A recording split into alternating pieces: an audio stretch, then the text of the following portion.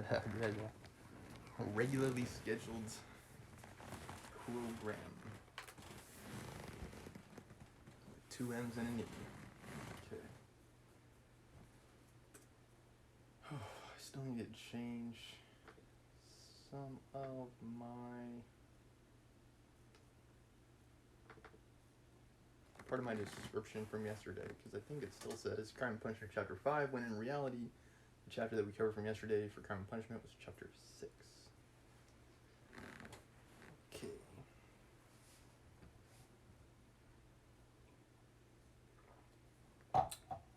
As we might recall, Raskolnikov is getting ready to commit a dark deed.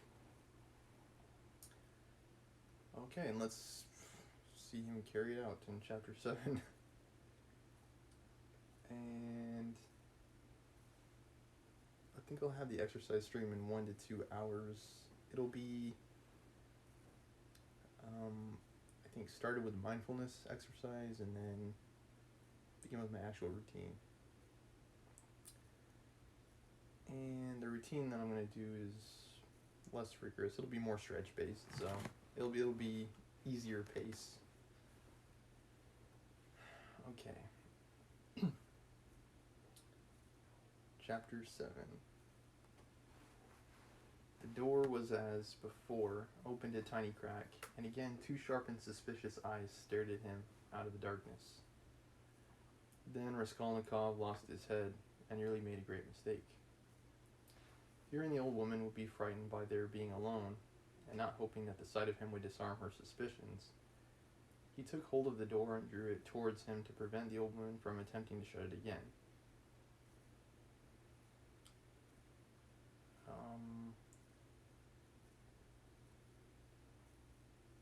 Wait, hold on a second.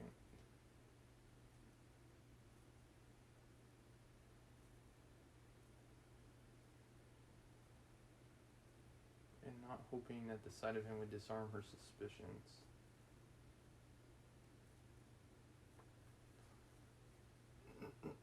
I think like what Raskolnikov means is like he's afraid that she'll be afraid of them being by themselves.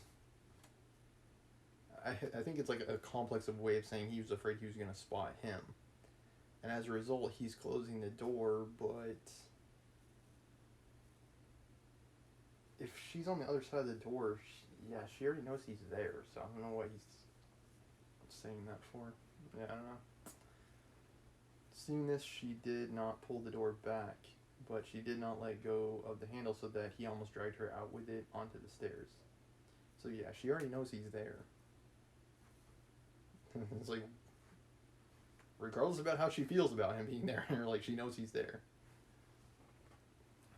Seeing that she was standing in the doorway, not allowing him to pass, he advanced straight upon her. She stepped back in alarm, tried to say something, but seemed unable to speak and stared with open eyes at him. "Good evening, Alyona Ivanovna," he began, trying to speak easily, but his voice would not obey him. It broke and shook. "I have come. I brought something, but we'd better come in to the light." Sometimes my voice will do that too, if I'm like talking to a cute girl for the first time or something, and like I think something significant is about to happen. I'll get like nervous and I'll like change. Like I think, yeah, women I talk to know they have that effect on me.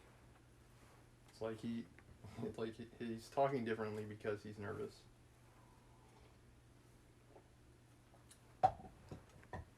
Has to do with like how long I've known somebody. Like cute girl for the first time is like how the way I talk to her is like very different from like the way I talk to like my lacrosse buddy that I've known for like several years, because I think something significant might happen between us, basically. "Good evening," he says to her. "I've come, I've brought something, but we better come into the light." And leaving her, he passed straight into the room uninvited. The old woman ran after him. Her tongue was unloosed. "Good heavens, what is it? What it is? Who is it? What do you want?" "Why, Alyona Ivanovna, you know me, Raskolnikov. Here, I brought you the pledge I promised the other day." And he held out the pledge. The old woman glanced for a moment at the pledge, but at once stared in the eyes of her uninvited visitor. She looked intently, maliciously, and mistrustfully. A minute passed. He even fancied something like a sneer in her eyes, as though she had already guessed everything.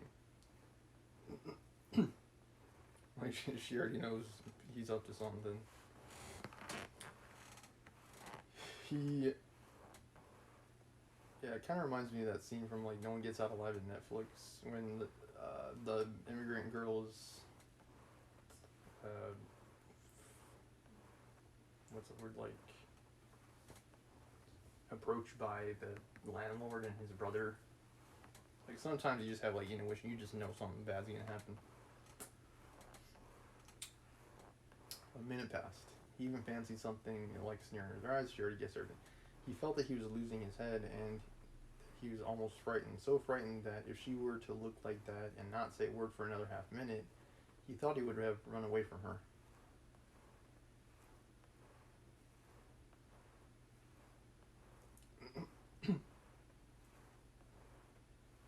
Why do you look at me as though you did not know me? He said suddenly, also with malice. Take it if you like. If not, I'll go elsewhere. I'm in a hurry. It's like, why are you paying off your loan at 10 o'clock at night?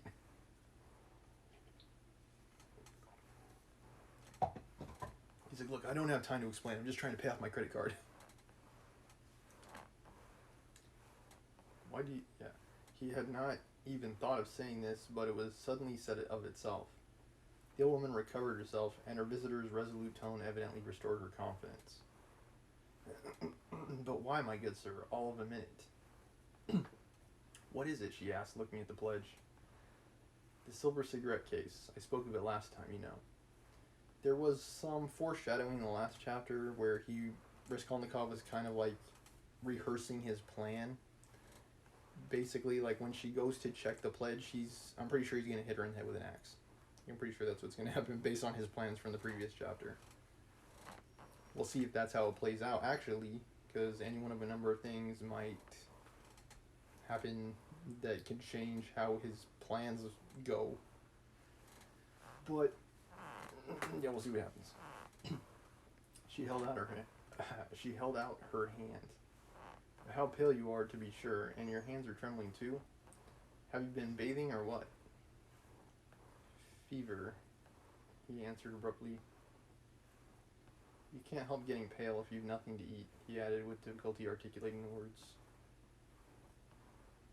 It's like I'm dying from hunger, thank you very much. His strength was failing him again, but his answer sounded like the truth. The old woman took the pledge. What is it? She asked once more, scanning Raskolnikov intently and weighing the pledge in her hand. A thing, cigarette case. Silver, look at it. Yeah, I don't know what the custom was in those days. Yeah, I don't know. Fyodor's kind of showing us what the custom is, but it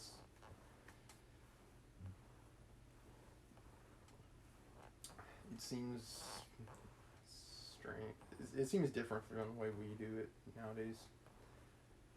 And nowadays we just hold our credit card over those little payment machines.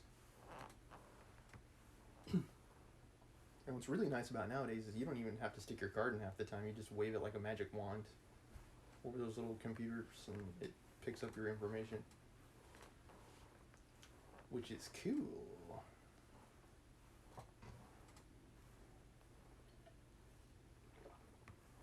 I always thought there was something very Freudian about shoving your credit card into those little credit card payment slots. But anyways... What is it? She asked once more, scanning Raskolnikov intently, weighing the pledge in her hand. The cigarette case, silver, look at it.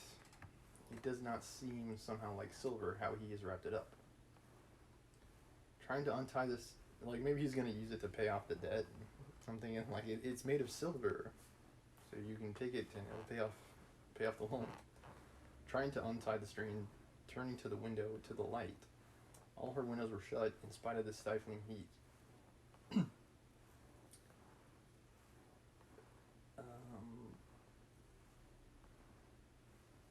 Yeah, I guess it's nighttime, so I guess it's cold outside.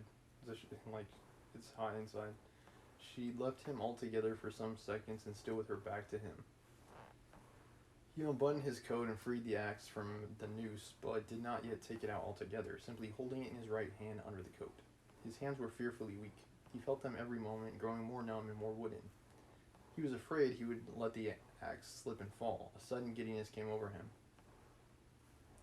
"But what has he tied it up like this for?" the old woman cried with vexation and moved towards him. Yeah, I don't know why she's referring to him in third person. Like, he's the only other person there.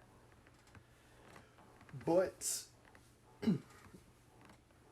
maybe she's nervous too, and it's making her say weird things. He had not a minute more to lose. He pulled the axe quite out, swung it with both arms, scarcely conscious of it himself, and almost without effort, almost mechanically, brought the blunt side down on her head. He seemed not to use his own strength in this, but as soon as he had once brought the axe down, his strength returned to him. The old woman was, as always, bareheaded. Her thin light hair, streaked with gray, thickly smeared with grease, was plaited in a rat's tail and fastened by a broken horn comb which stood out on the nape of her neck. As she was so short, the blow fell on the very top of her skull. She cried out, but was very faintly, and suddenly sank all of a heap on the floor, raising her hands to her head.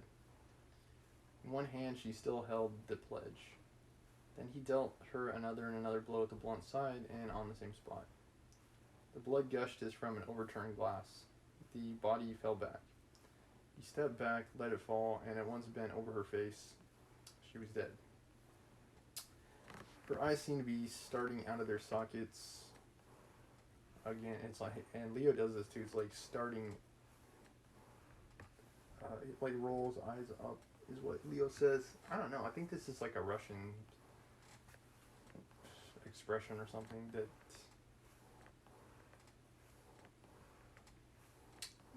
is like different. Yeah, it's like a saying in Russian that has a carries like a certain meaning in English. That it's like some things are lost in translation, basically. Okay.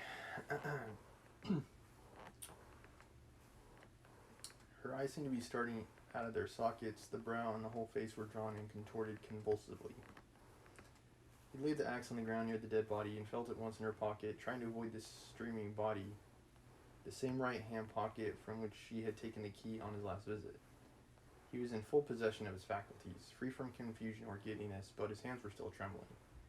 He remembered afterwards that he had been particularly collected and careful, trying all the time not to get smeared with blood. He pulled out the keys at once.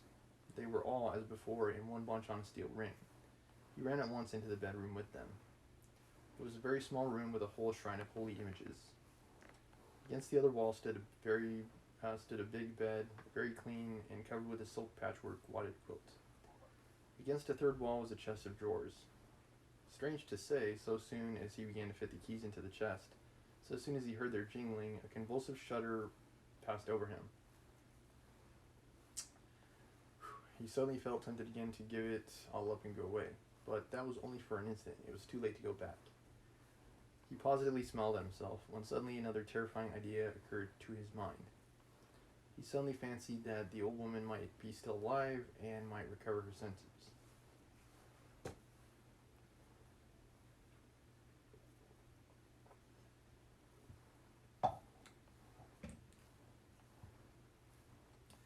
This kind of like vaguely reminds me of Dorian killing Basil in Portrait. Minor spoiler, by the way, if you haven't actually seen the series, on either my YouTube channel or read the book, but yeah, it does kind of remind me of that.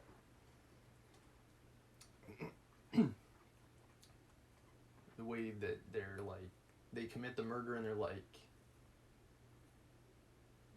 they don't have like remorse. They're just like, okay, I just gotta clean this up now.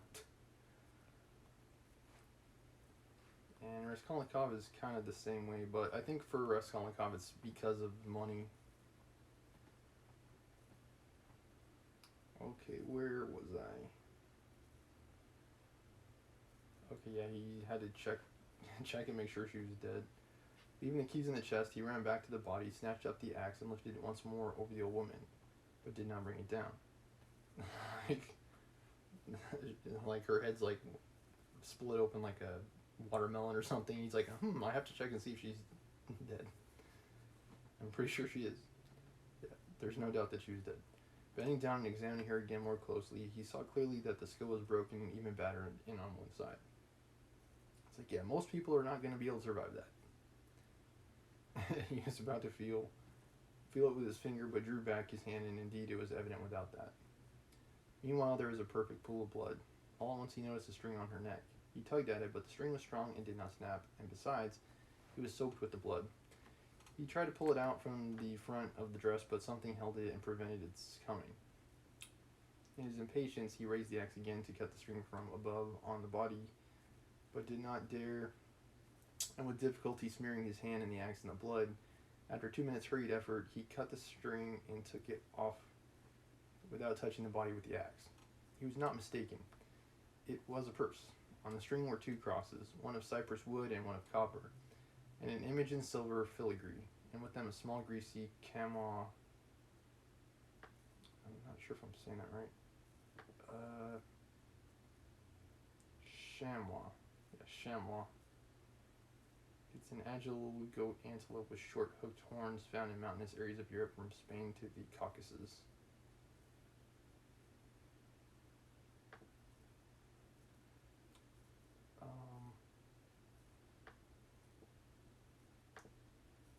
Yeah, sure, why not?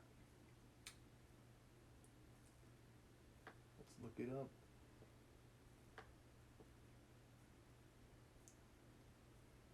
Okay. Apparently these...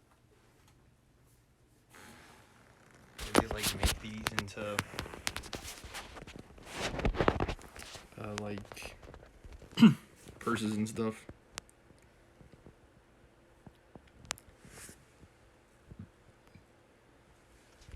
They kind of look like mountain goats or something like that. Chamois.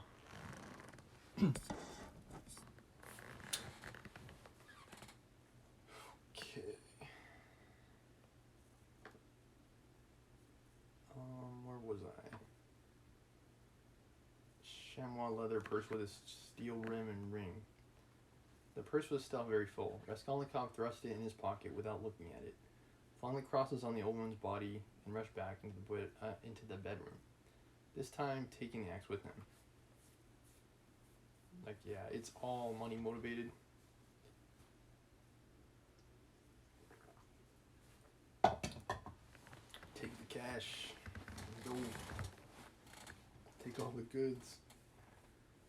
He was in terrible haste. He snatched the keys and began trying them again, but he was unsuccessful. They would not fit in the locks. It was not so much that his hands were shaking, but that he kept making mistakes.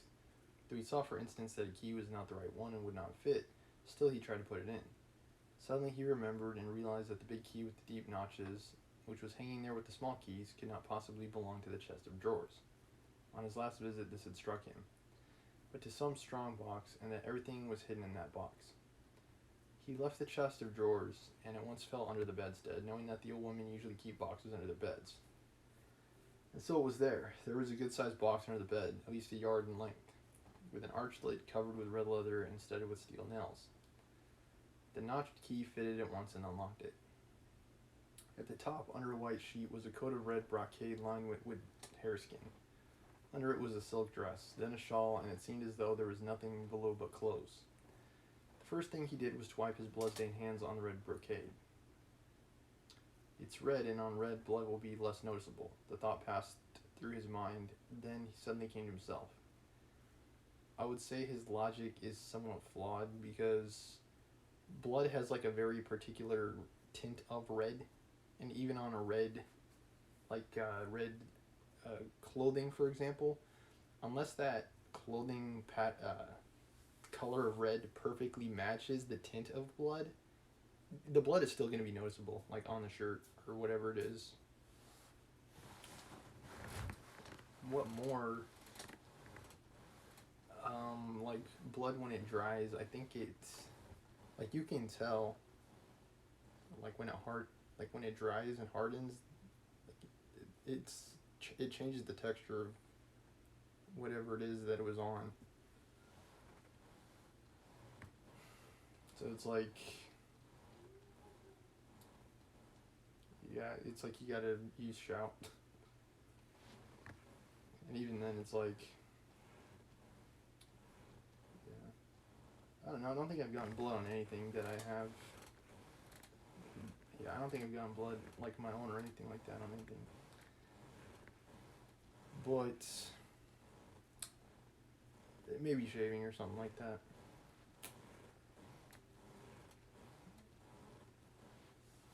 Yeah, it's hard for me to recall if I ever have. Maybe from like injuries over time. Good God, am I going out of my senses? He thought with terror. But no sooner did he touch the clothes than a gold watch slipped from under the fur coat. He made haste to turn them all over. There turned out to be various articles made of gold among the clothes, probably all pledges, unredeemed or waiting to be redeemed, bracelets, chains, earrings, pins, and such things. Some were in cases, others simply wrapped in newspaper, carefully and exactly folded, and tied around with tape. Without any delay, he began filling up the pockets of his trousers and overcoat without examining or undoing the parcels and cases. But he had not time to take many. He suddenly heard steps in the room where the old woman lay. He stopped short and was still as death, but all was quiet, so it must have been his fancy. All at once he heard distinctly a faint cry, as though someone had uttered a low broken moan. Then again, dead silence for a minute or two. He sat squatting on his heels by the box and waited, holding his breath. Suddenly he jumped up, seized the axe, and ran out of the bedroom. In the middle of the room stood Lizaveta with a big bundle in her arms. She must have gotten back. She was gazing in stupefaction at her murdered sister, white as a sheet, and seeming not to have strength to cry out. Seeing him run out of the bedroom, she began faintly quivering all over like a leaf. A shudder ran down her face. She lifted her hand, opened her mouth, but still did not scream.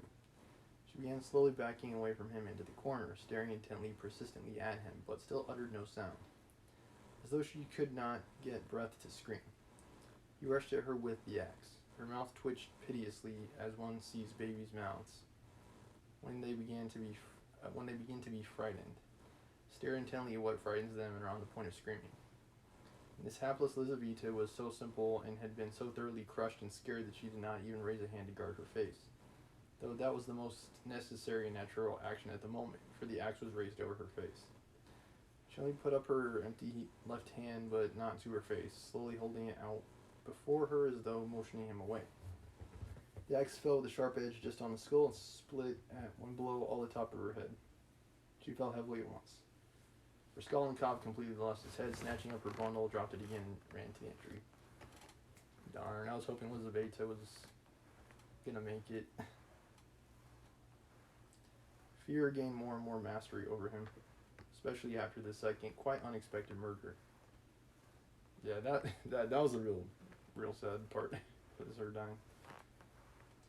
He longed to run away from the place as fast as possible, and if at that moment he had been capable of seeing and reasoning more correctly, if he had been able to realize all the difficulties of his position, the hopelessness, the hideousness, and the absurdity of it, if he could have understood how many obstacles and perhaps crimes he had still to overcome or to commit, to get out of that place and to make his way home, it's very possible that he would have flung up everything, and would have gone to give himself up, and not from fear, but from simple horror and loathing of what he had done. The feeling of loathing especially surged up within him and grew stronger every minute. He would not now have gone to the box or even into the room for anything in the world. Yeah, it's like Lizaveta was like an innocent bystander. Like it's like she had nothing. She was just in the wrong place at the wrong time, basically. But a sort of blankness, even dreaminess, had begun by degrees to take possession of him. At moments he forgot himself, or rather forgot what was of importance. He caught at trifles. Glancing, however, into the kitchen and seeing a bucket half full of water on a bench, he bethought him of washing his hands on the axe. His hands were sticky with blood. Like, yeah, I think that's what I was trying to describe. It's like when blood dries. It's like the expression. It's like blood is thicker than water. It's like But he dropped the axe with the blade in the water, snatched a piece of soap that lay in a broken saucer on the window, and began washing his hands in the bucket. When they were clean, he took out the axe, washed the blade, and spent a long time, about 3 minutes, washing the wood where there were spots of blood rubbed into with soap. Then he wiped it all with some linen that was hanging to dry on a line in the kitchen, and then he was a long while attentively examining the axe at the window. Whew. Yeah, another long crime and punishment chapter. There was no trace left on it, only the wood was still damp.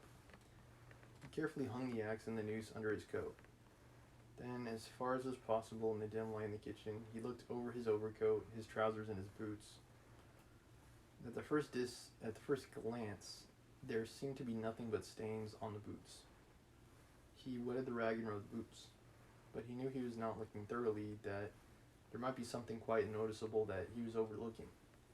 He stood in the middle of the room, lost in thought. Dark, agonizing ideas rose in his mind. The idea that he was mad, and that at that moment he was incapable of reasoning, of protecting himself. That he thought perhaps to be doing something utterly different from what he was now doing. Good God, he muttered. I must fly. And he rushed into the entry. But here a shock of terror awaited him such as he had never known before. He stood and gazed and could not believe his eyes. The outer door from the stairs, at which he had not long before waited and rung, was standing unfastened and at least 6 inches open. No lock, no bolt, all that time. The old woman had not shut it after him, perhaps as a precaution, but good God! Why had he seen Lizaveta afterwards? And how could he have failed to reflect that she must have come in somehow? She could not have come through the wall. He dashed to the door and fastened the latch, but no. The wrong thing again. I must get away. He unfastened the latch, opened the door, and began listening on the staircase. He listened a long time. Somewhere far away, it might be in the gateway, 2 voices were loudly and shrilly shouting, quarreling, and scolding. What are they about? He waited patiently. At last all was still, as though suddenly cut off. They had separated. He was meaning to go out, but suddenly on the floor below, a door was noisily opened, and someone began going downstairs humming a tune. How is it they all make such a noise? Flashed through his mind. Once more he closed the door and waited. At last all was still, not a soul stirring. He was just taking a step towards the stairs when he heard fresh footsteps. The steps sounded very far off, at the very bottom of the stairs, but he remembered quite clearly and distinctly that from the first sound he began for some reason to suspect that this was someone coming there, to the 4th floor, to that old woman. Why? Were the sounds somehow peculiar, significant? The steps were heavy, even and hurried. Now he had passed the 1st floor. Now he was mounting higher. It was growing more and more distinct. He could hear his heavy breathing. And now the 3rd story had been reached.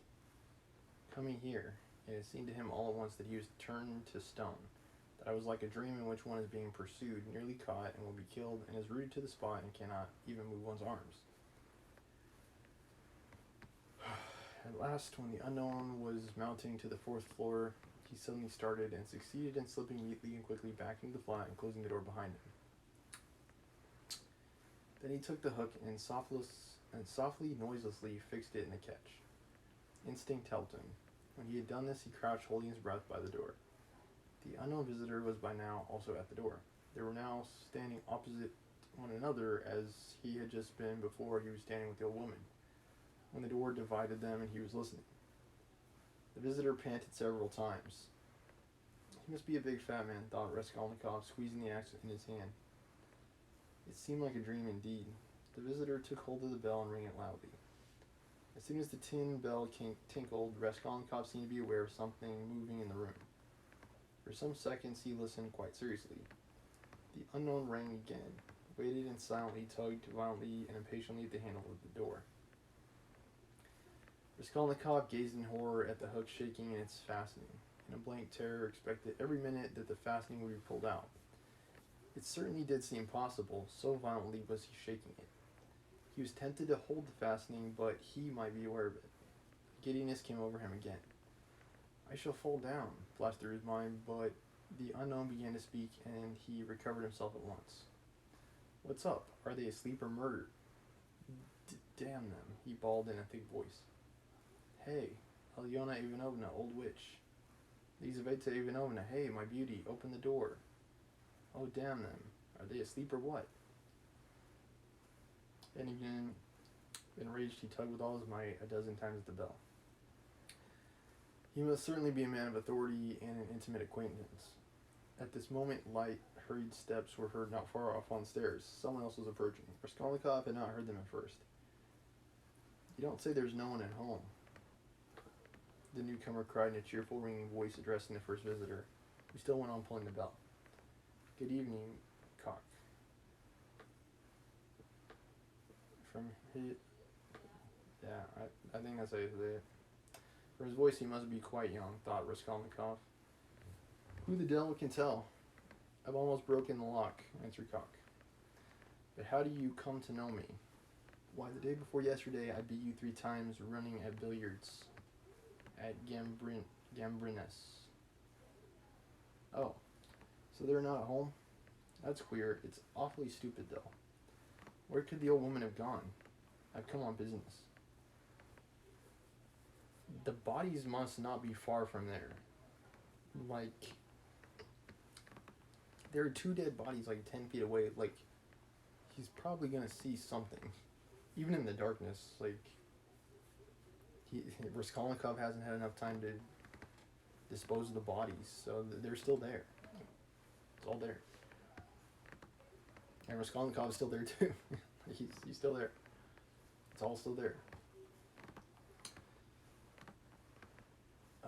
Yes, and I have business with her too. Well, what can we do? Go back, I suppose. And I was hoping to get some money, cried the young man. We must give it up, of course, but what did she fix this time for? The old witch fixed the time for me to come herself. It's out of my way. And where the devil she could have gone to, I can't make it out.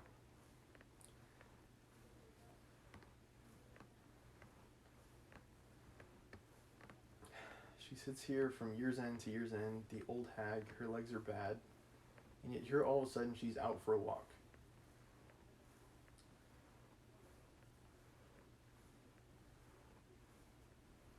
It's like, now of all times you can't find her. Hadn't we better ask the porter, what? Where she's gone and when she'll be back? Damn it all. Yeah, it's freaking money, yo. It's freaking money. We might ask, but you know she never does go anywhere. And he once more tugged at the door handle. Damn it all, there's nothing to be done. We must go. Stay, cried the young man suddenly. Do you see how the door shakes if you pull it? Well, that shows it's not locked, but fastened with a hook. Do you hear how the hook clanks? Well, why don't you see? That proves that one of them is at home. If they were all out, they would have locked the door from the outside with a key and not with a hook from inside. There, do you hear now? Do you hear how the hook is clanking? To fasten the hook on the inside, they must be at home, don't you see? So there they are, sitting inside and don't open the door. They're starting to get suspicious. They're like, something here is not right. Something here seems like it's out of place.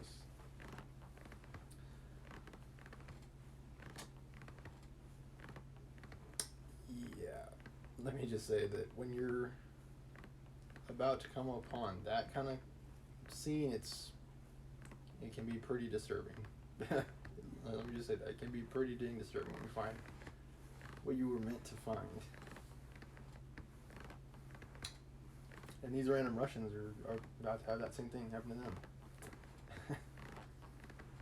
Well, so they must be, cried Cock, astonished. What are they about in there? And he began furiously shaking the door. Stay, cried the young man again. Don't pull at it. There must be something wrong. Here you've been ringing and pulling at the door, and still they don't open.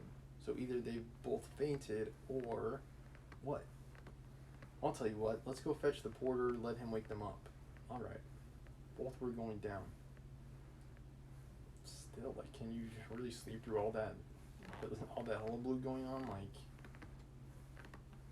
they're ringing the bell, banging on the door, like something's definitely not right here. Both were going down. Stay, you stop here while I run down for the porter.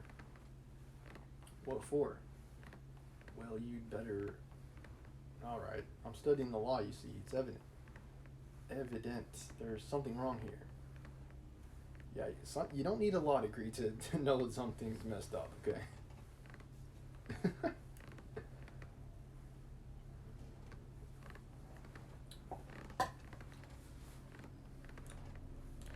On that note, by the way, I did get Phoenix Wright, Ace Attorney. Kind of somewhat related, but I might start playing that game series too on this channel, so stay tuned for that gameplay. Objection! He's like, I'm studying the law, and that's how I know something is wrong here. Okay, okie dokie. The young man cried hotly and ran downstairs. Cock remained.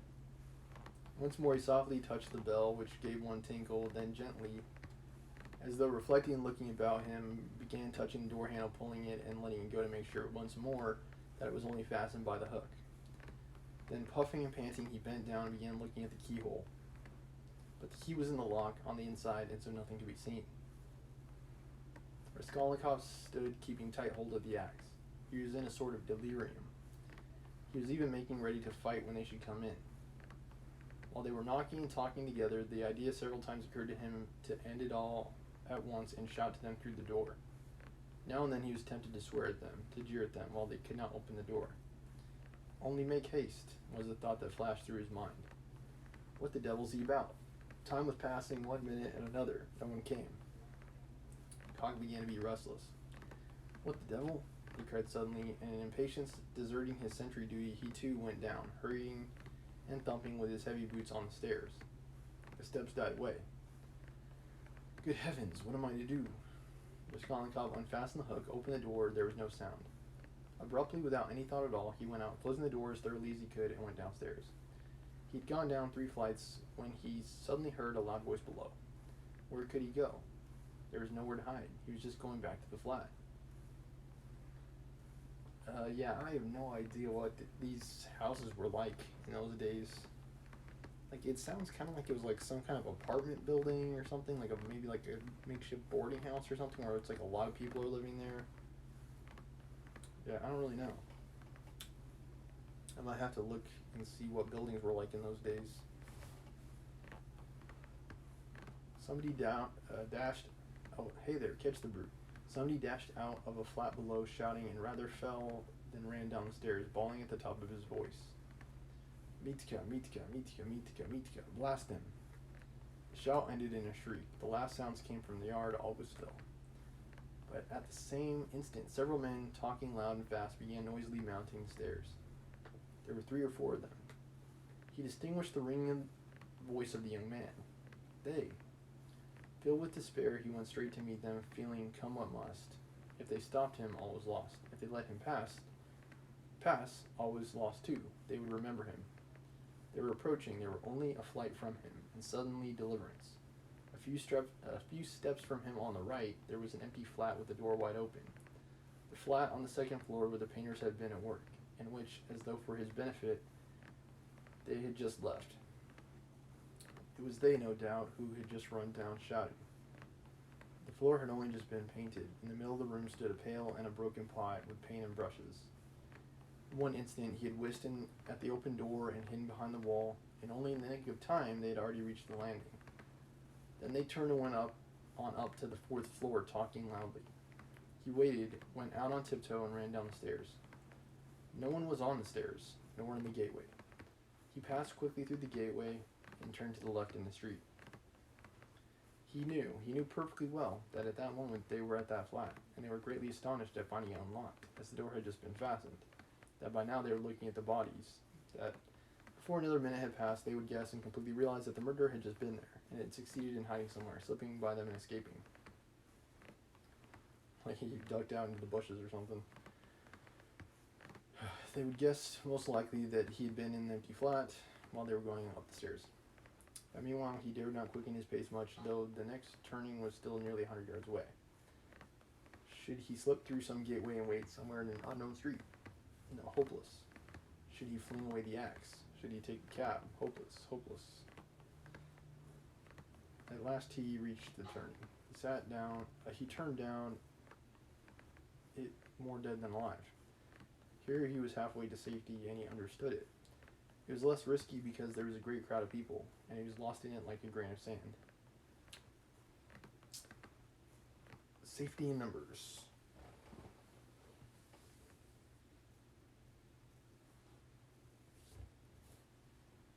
Okay. But all he had suffered had so weakened him that he could scarcely move. Perspiration ran down him in drops. His neck was all wet.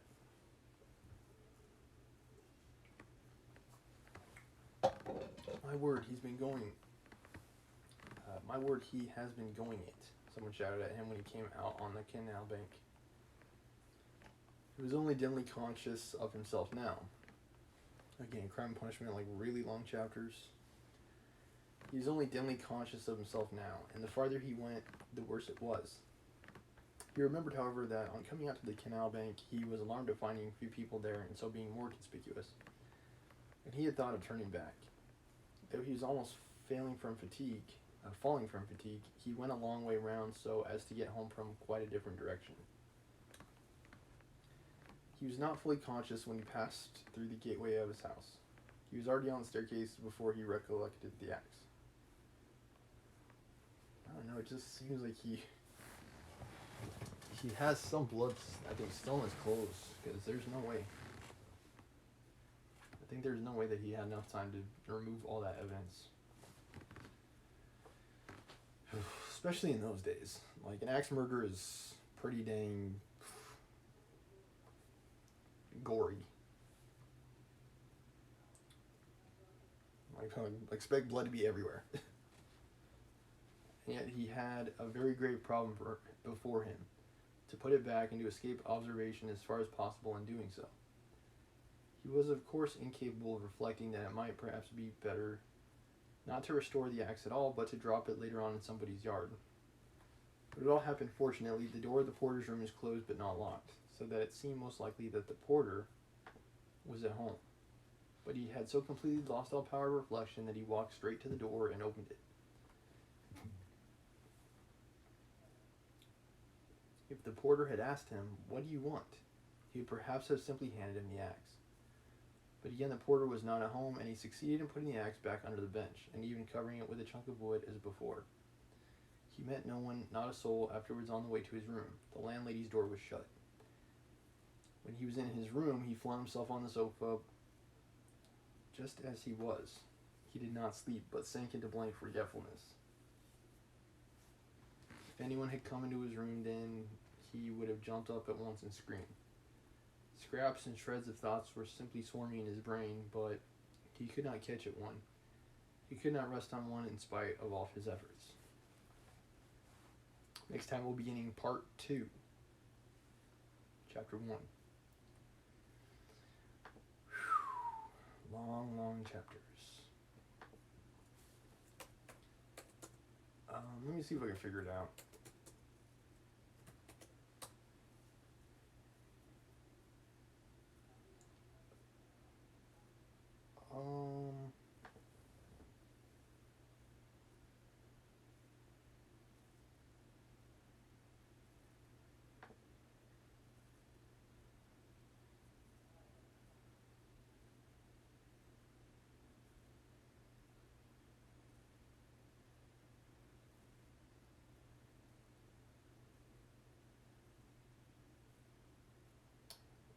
I'm trying to see.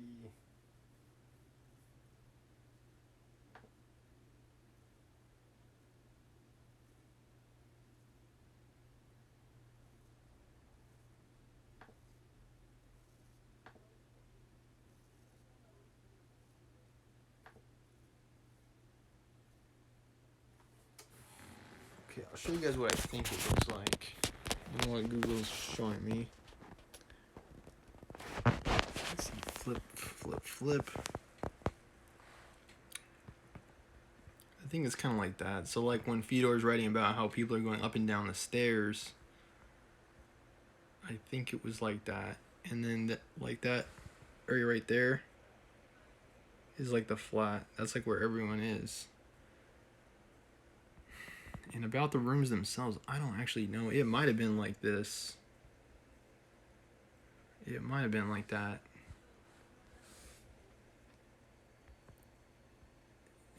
Yeah, communal apartment.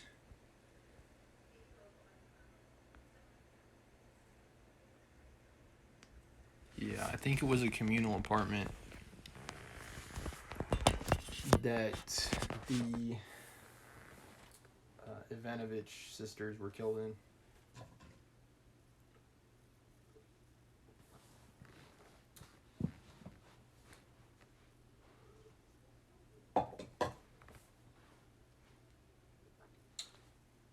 Okay. Russian history. Later this month, I'll be going to Alaska for the first time to Fairbanks to see the Northern Lights. And if I ever go to Russia, I'm thinking that Alaska trip that I'll be making is going to kind of seem like Russia. Like, I think the climate of Alaska is somewhat similar to Russia. So yeah, it'll be kind of like a test, like a prep. This is kind of what it's like. It's going to be definite culture shock if I ever go to Russia, for sure. Like, everything is going to be different there. It's going to be one of those places I go that I'm going to need either help or like translation help, because otherwise, I think Russia is different from Europe in that I think unless you're in a major city, most people do not speak English. Like, most people only speak Russian there, I think.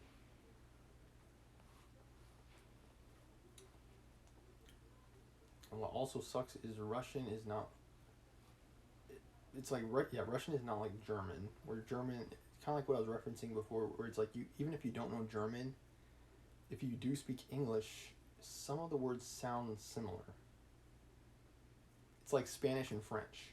Like, all of these languages descend from Latin, and some of the branch languages of that pre-existing language, ancestral language, old language, historic tongue, as some call it, it's like you can tell that they descended from the same language because they sound kind of the same. Guten Morgen, good morning. It's like it just sounds the same. So you know that there was some overlap there when the German language and the English language were both being developed. And then, yeah, Spanish and French are the same way.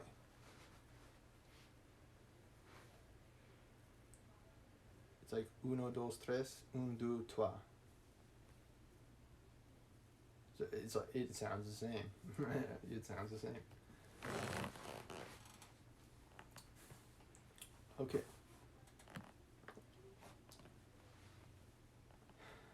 Let's take a look at War and Peace.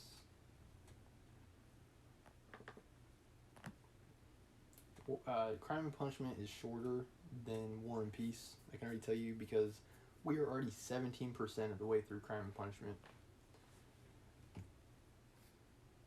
The chapters might be super duper long, but there aren't as many chapters. War and Peace is like a saga. Like, it's probably gonna take us a while to get through this book. Like, I would not be the least bit surprised if we're still reading it at the end of the year.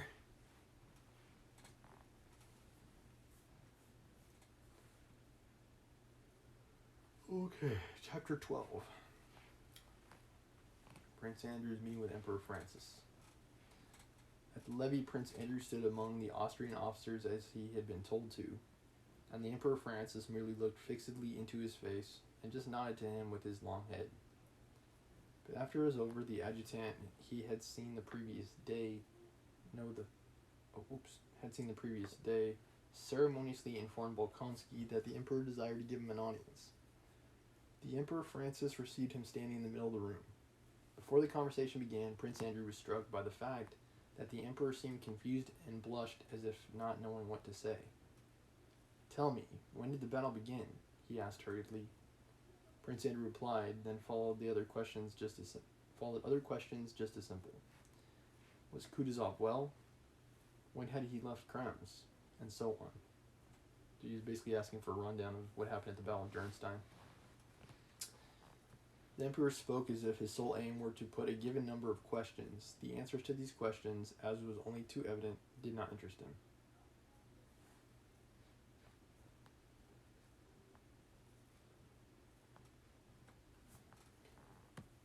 I don't know why that would be the case. Like, I'm pretty sure leaders of countries are going to want to know how they're doing in a war, right? It's not like FDR was like, who cares? It's like, we're going to war with Germany. It doesn't matter.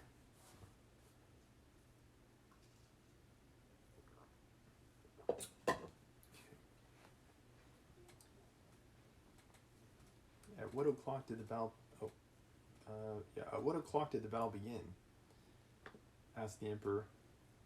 I cannot inform your majesty at what o'clock the battle began at the front, but at Dürnstein, where I was, our attack began after 5 in the afternoon, replied Bolkonsky, growing more animated and expecting that he would have a chance to give a reliable account, which he had ready in his mind, of all he knew and had seen. But the emperor smiled and interrupted him. It's like he just wants to tell a story. He's like, I was there. We were getting ready our guns. We heard orders. General Matt got shot. And instead he's just answering all these questions. But the emperor smiled and interrupted him. How many miles? From where to where, your majesty? From Dürnstein to Krems. 3.5 miles, your majesty. The French have abandoned the left bank. According to the scouts, the last of them crossed on rafts during the night. Is there sufficient forage in Krems? Forage has not been supplied to the extent. The emperor interrupted him. At what o'clock was General Schmidt killed? It's not General Mack, it's General Schmidt. Sorry about that.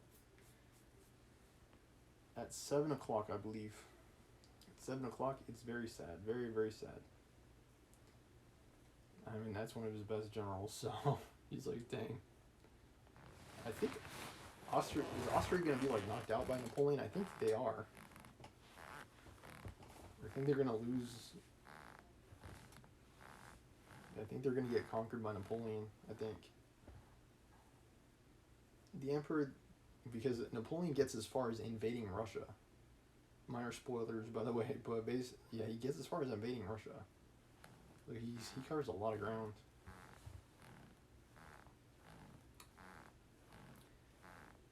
The emperor thanked Prince Andrew and bowed. Like it's actually pretty dang impressive what Napoleon was able to accomplish when you look at all the information from that time period. It's like Napoleon's one of the best military generals in history. Like, there's no doubt about that.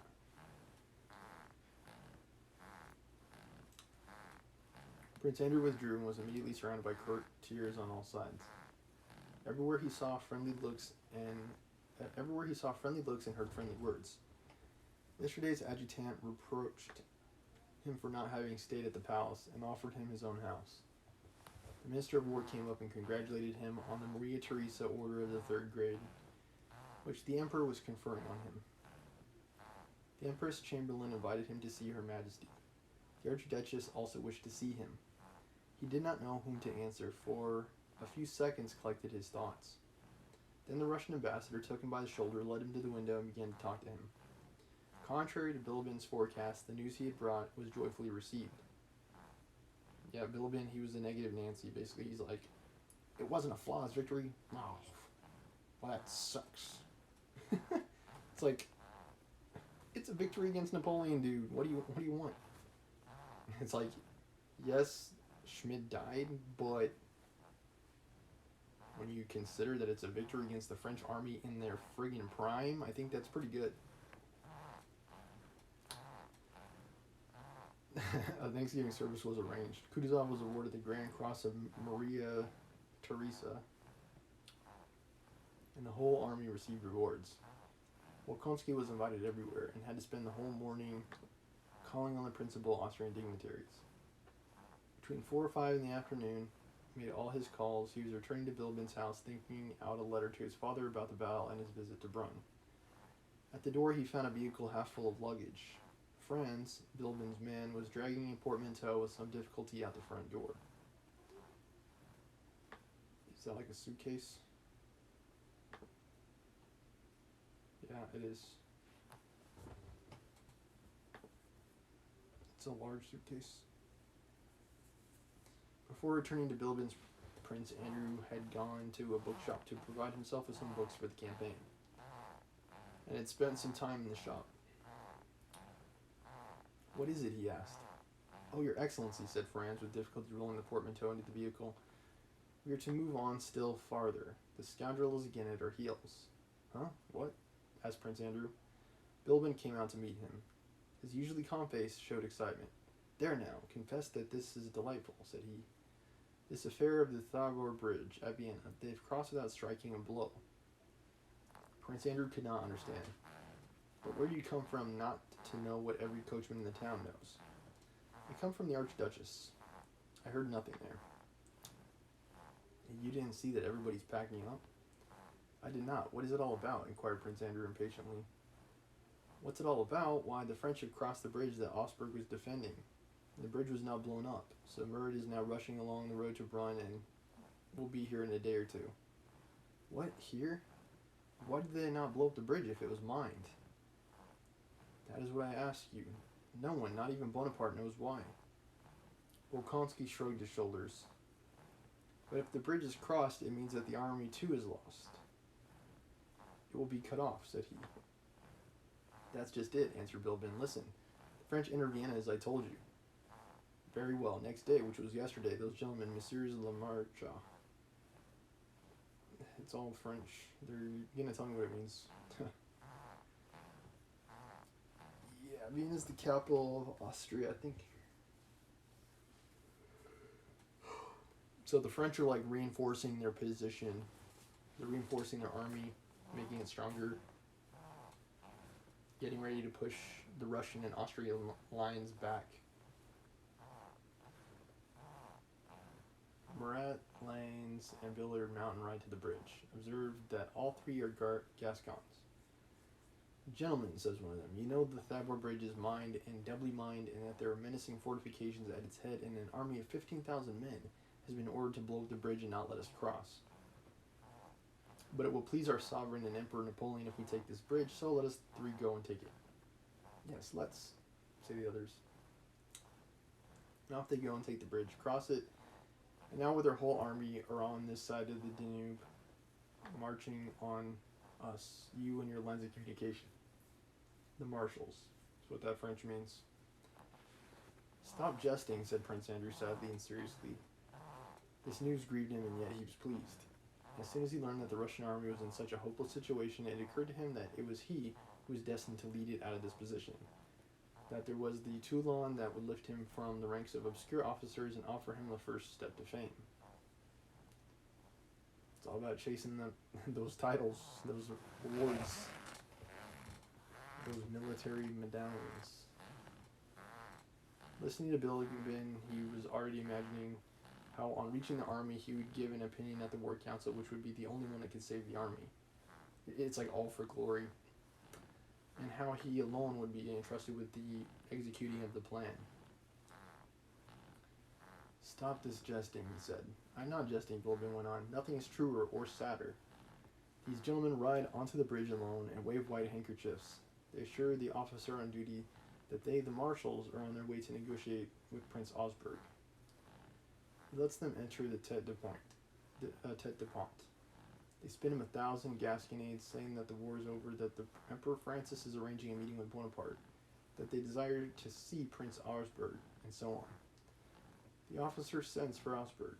These gentlemen embrace the officers, crack jokes, sit on the cannon, and meanwhile a French battalion gets to the bridge unobserved, flings the bags of incendiary material into the water, and approaches the tete-de-pont. At length appears the Lieutenant General, our dear Prince Augsburg von Martin himself. Dearest foe, flower of the Austrian army, hero of the Turkish wars, hostilities are ended. We can shake one another's hand. The Emperor Napoleon burns with impatience to make Prince Augsburg's acquaintance. In a word, those gentlemen, Gascons indeed, so bewildered him with fine words, and he is so flattered by his rapid established intimacy with the French marshals, so dazzled by the sight of Murat's mantle and ostrich plumes. Il n'y a voit que du feu et double celui qu'il devait faire sur l'ennemi. In spite of the animation of his speech, Bilibin did not forget to pause after this mot to give time for its due appreciation.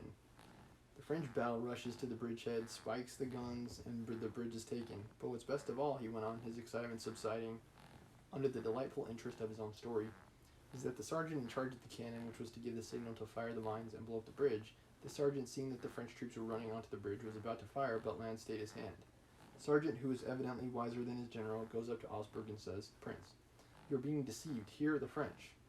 Murat, seeing that all is lost, if the sergeant is allowed to speak, turns to Augsburg with feigned astonishment.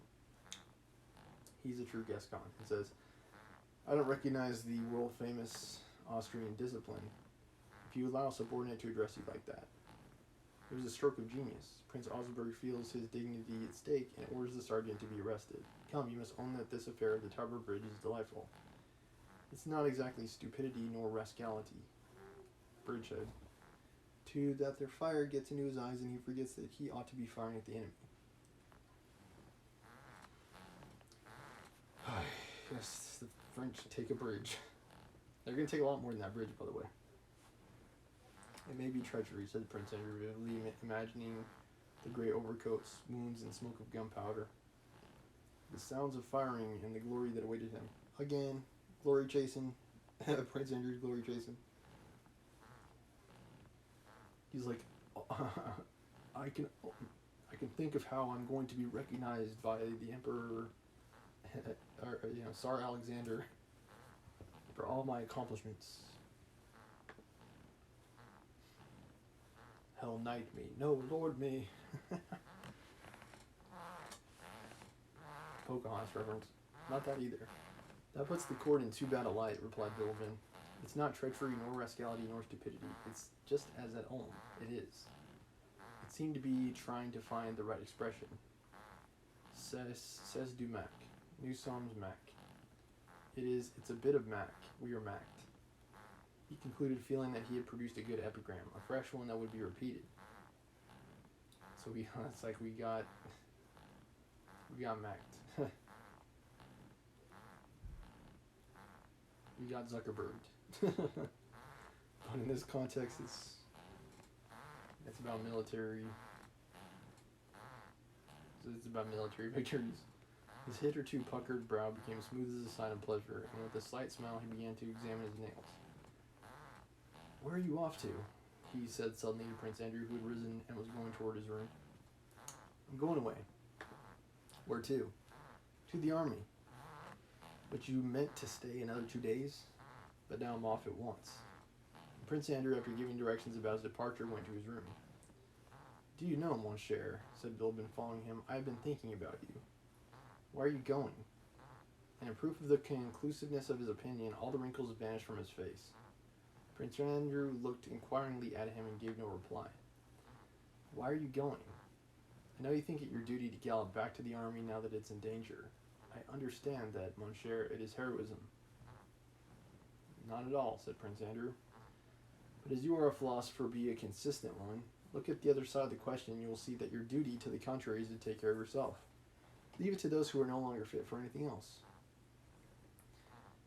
These long freaking dialogues, Leo.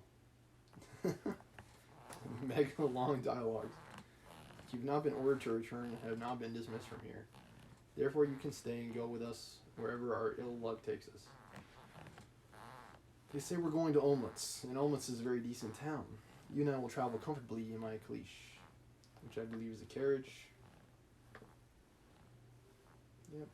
convertible. Okay. Do stop joking, Bilibin, cried Bolkonsky. I'm speaking sincerely as a friend. Consider. Where and why are you going? When you might remain here, you're faced by one of two things, and the skin over his left temple puckered. Either you will not reach your regiment before peace is concluded, or you will share defeat and disgrace with Kutuzov's whole army. And Bilibin unwrinkled his temple, feeling that the dilemma was insoluble. I cannot argue about it, replied Prince Andrew coldly, but he thought, I'm going to save the army. My dear fellow, you're a hero, said Bilibin. And Bilibin's his cheer squad. Join us next time on Prince Andrew Adventures. Just watch, he's going to be blown away at the next battle.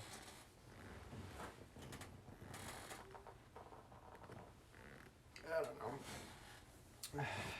We'll have to keep reading to see whether or not Prince Andrew survives the war, but yeah, next time there's chapter 13. Thank you for watching. I'll be back probably in about an hour with the exercise stream. It'll be a shorter stream for today, so stay tuned. And as always, thank you for watching.